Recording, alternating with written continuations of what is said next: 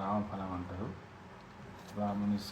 రామునికి చెందింది. సీతాఫలం లెక్కనే రాముని ఫలం ఉంటుంది. ఇది చూడండి ఫ్రెండ్స్ ఎలా ఉందో. ఇదొక పండు. ఇవి మొత్తం అడవిలో దొరుకుతాయి. అడవిలలో దొరుకుతాయి. ఇవి మిత్రులు తెచ్చిచ్చిండు, తినవని చూడు అని చెప్పేసి చూద్దాం ఎలా ఉన్నది, తీసి చూద్దాం మనం కూడా. అయితే 3 తెచ్చిండు, చూద్దాం మరి ఎట్లుంటుందో.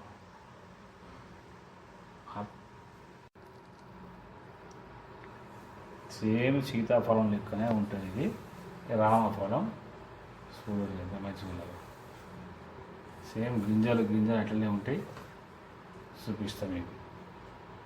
గింజలు కూడా ఇక్కడ చూడండి సేమ్ అలానే ఉంటుంది. అమౌంట్ మీకు ఎంతో టేస్ట్ ఉంటుంది. టేస్ట్ వెళ్ళది. విటమిన్స్ కూడా బాగుంటుంది. ఇట్లా ఇవి ఓన్లీ అడవిలో దొరుకుతాయి. చూడండి సేమ్ మనం సీతాఫలం లెక్కనే ఉంటుంది రామఫలం. చూడండి గింజలు కూడా అలానే ఉంటాయి.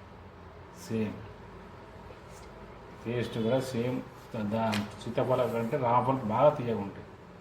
ఎప్పుడైనా మీకు దొరికితే తినండి. ఎలా ఉందో కామెంట్ కూడా చేయండి. ఇది ఇలా ఉంటుంది. చెట్టు కాయ పండు అంటారు. పండు